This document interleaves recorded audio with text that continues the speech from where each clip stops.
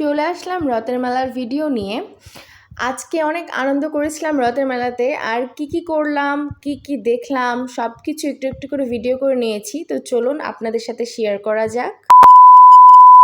আসসালামু আলাইকুম, কেমন আছেন আপনারা?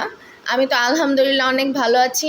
চলে আসলাম রথের মেলার ভিডিও নিয়ে। দেখেন, আপনারা হয়তো বা ভাবছেন যে আমি এত দেরি করে রথের মেলাতে গেলাম কেন। আসলে সময় হয়ে উঠছিল না, সবই আপনাদেরকে আজকে বলবো। আর হ্যাঁ, যারা আমার পেজে এখনও ফলো দেননি তারা অবশ্যই ফলো দিয়ে দিবেন। আর ভিডিওটা ভালো লাগলে আপনারা লাইক দিবেন, কমেন্ট করেন আর শেয়ার করে দিবেন। প্রথমেই প্রশ্ন আসে রথের মেলা কোথায় বসেছিল। তো রথের মেলাটা ছিল আপনার সাগরপাড়ার, পুরোটা মিলে বসেছিল রথের মেলা। হলের মোড় থেকে সাগরপাড়া পর্যন্ত সম্পূর্ণটাই রথের মেলা বসেছিল। আর বিভিন্ন প্রকারের জিনিস, আপনাদেরকে আজকে আমি আর কিছু বলবো না, আপনারা ভিডিওতে দেখলেই বুঝতে পারবেন কত কিছু। আচ্ছা, সাগরপাড়ার ফার্স্টে ঢুকতেই এখানে অনেক খাবার ছিল। প্রথমের দিকে খাবার ছিল, আর লাস্টের দিকে খাবার ছিল, আর মাঝখানের দিকে ছিল সব রকমের জিনিস। এখানে মেয়েদের যাবতীয় সব জিনিস ছিল, প্রায় সব ধরনের কসমেটিক্সই এখানে ছিল। তারপরে ছিল বাচ্চাদের খেলনা, তারপরে এদিকে ছিল আচার, তারপরে ঘরের যত যাবতীয় জিনিস সব কিছু এই মেলাতে গেলে আপনারা পাবেন। তারপরে ঘর সাজানোর এখানে অনেক ধরনের মাটির জিনিস ছিল। আমি এর মধ্যে থেকে নিয়েছিলাম অনেক কিছু। আমি, তারপরে আমার মেজো বোন, ভাই। রথের মেলাতে গেলে কোনটা থেকে কোন জিনিস নিব এটা ভাবতে ভাবতে সময় চলে যায়। এত জিনিস, এত ইউজ পরিমাণের জিনিস, আর এত সুন্দর সুন্দর জিনিস। তো এখানে আমি দেখতে পেলাম যে ওদের রথের মিছিল যাচ্ছিল। তো এখানে ম্যাক্সিমাম হিন্দু মানুষরা ছিল, মুসলিমরাও ছিলাম আমরা। প্রতি বছর রথের সময় এরকম রথের মেলা হয়, আর আমরা কিন্তু একবার হলেও আসি, কারণ রথের মেলাতে অনেক দোকানপাট বসে আর অনেক সুন্দর সুন্দর জিনিস পাওয়া যায়। আমি তো বেশিরভাগ মাটির জিনিসগুলো দেখার জন্যই আসি, খুবই ভালো লাগে। এখানে কিন্তু মেহেদি দেওয়ার প্রোগ্রাম চলছিল, মানে সবাইকে মেহেদি দিয়ে দিচ্ছিলেন এখানে আঙ্কেলটা। তো এখানে মেহেদি কিন্তু বেশি দিন থাকবে না, তবুও যারা যাচ্ছে তারা শখের বশেই দিচ্ছে আর কি। তো এখানে মেজো আপু দিয়ে দিয়েছিল হাতে, আমি দিইনি, কারণ আমি জানি এই মেহেদিগুলো একদম থাকবে না বেশি দিন। আর এখানে দেখেন, শুধুমাত্র যে বিক্রি করা হচ্ছে তা না, এখানে কিন্তু ওরা নিজেরা হাতে করে রং করছে মাটির জিনিসগুলোতে। আর মাটির জিনিসগুলো কিন্তু খুবই সুন্দর ছিল দেখতে। তারপর ওইদিকে পাখা, তারপরে এইদিকে অনেক কিছু ছিল, বাচ্চাদের সব জিনিস, খাবার দাবার সব কিছু। সাগরপাড়ার রাস্তার ধারের দুই দিকেই কিন্তু, মানে দুই পাশেই কিন্তু অনেকগুলো দোকানপাট বসেছে।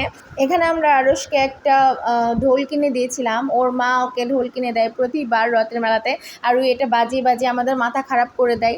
যাই হোক, দেখেন বাচ্চাটা কি সুন্দরভাবে খেলাধুলা করছে।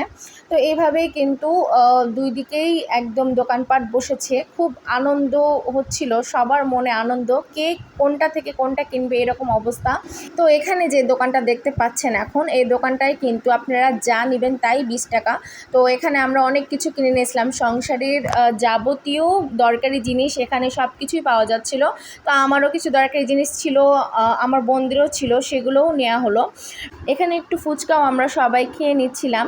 যাই হোক, আপনাদেরকে বলি এত লাস্টে আমরা আসলাম কেন। আসলে আমরা আসলে 4 বোন একসাথেই আসবো, ভাগ্নি তারপরে ভাগনা সব একসাথে আসবো, তাছাড়া আসবো না। এই জন্য সবার একটু সময় মেনটেন করে আসতে হলো। একজনের সময় হচ্ছিলো, তার একজনের হচ্ছিল না, এই জন্যই আর কি ওইভাবে মানে আসতে পারছিলাম না আগে। তো লাস্টের দিনে একদম আসা হয়েছে। তারপরে ওখানে দেখতে পেলেন কাঠের জিনিস ছিল, তারপরে এদিকে ম্যাজিকও শেখানো হচ্ছিল, ভাবতে পারা যায় ম্যাজিকও শেখানো হচ্ছে এই মেলাতে। আর এদিকে এই বেলুনগুলো দেখেন, আমার এগুলো কিন্তু খুবই ভালো লাগে, ছোটোবেলাতে প্রচুর পরিমাণে কিনেছি, নষ্ট করেছি। আর এই যে এখানে দেখতে পাচ্ছেন, এটাই সাগরপাড়া, আর হলের মোড় বলে এটাকে। আর এখানেই কিন্তু একদম লাস্ট পর্যন্ত মেলা বসেছিল। তো কিন্তু আনফর্চুনেটলি আজকে মেলার শেষ দিন ছিল, তাই আপনাদেরকে বলতেও পারছি না যে একবার গিয়ে ঘুরে আসবেন। যারা গেছেন তারা তো জানেনই। এই যে আমরা সব কেনাকাটা শেষ করে ভাবলাম যে আমরা তো ভিডিও করিনি বা কোনো ছবি তুলিনি। তো এখানে আমরা 3 বোন ছিলাম, মুন্নি ওইদিকে না জানি কী কিনছিল জানি না, আমার ছোট বোন। তো যাই হোক, বাসাতে চলে আসার পরে এখানে আপনাদেরকে দেখায় আমরা কি কিনেছি। মাটির জিনিসগুলো সাজিয়ে রাখার জন্য কিনেছিলাম, এখানে খাবার দাবার তো আছেই। তারপরে এখানে আংটি মেজো আপু আমাদের সবাইকে গিফট করেছিল। এই যে দেখতে পাচ্ছেন হাতি, মাছ, এগুলো কিন্তু আমি কিনেছিলাম। তারপরে এখানে আরশের ঢোলটা আছে, তারপরে ওখানে আল্লাহুটা কিনেছিল বড় আপু বাসার গেটের সামনে দেওয়ার দেওয়ার জন্য। তারপরে এখানে ঘরবাড়ির যাবতীয় জিনিস ছিল।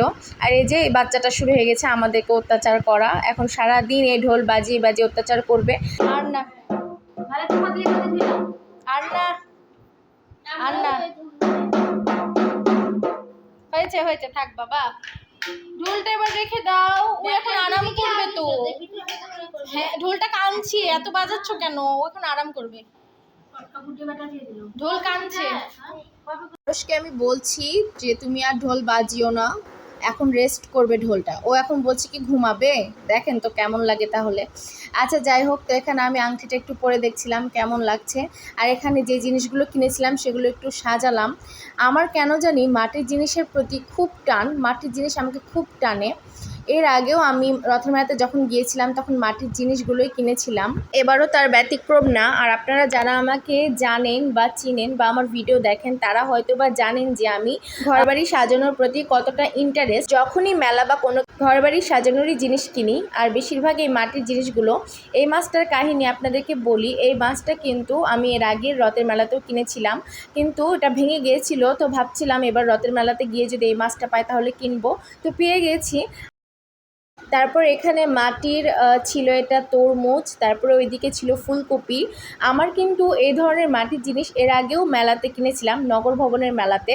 এগুলো মাটির জিনিস কিন্তু শোপিস আকারে রাখলে পারে খুবই ভালো লাগে, এই যে একটা প্লেটে করে সাজিয়ে। এগুলো কিন্তু আমার আগের কেনার ছিল, ওই যে নগর ভবনের মেলা থেকে কেনার কথা বললাম ওইটা। তো এই যে এগুলো ছিল, তো ভাবছিলাম যে এই জিনিসটা একটু খালি খালি লাগছিল। আর খালি লাগলেই শুধু না, এখানে কিন্তু তরমুজটা আর ফুলকপিটা দেখতে একটু ইউনিক লাগছিল, একটু অন্যরকম লাগছিল। তো এই দুইটাও কিনে নিয়েছিলাম। তো এই যে এভাবেই আমি আর কি এটা সাজিয়ে নিলাম। আপনারা অবশ্যই জানাবেন কেমন হয়েছে, আর আজকের ভিডিওটা আপনাদেরকে কেমন লেগেছে অবশ্যই জানাবেন।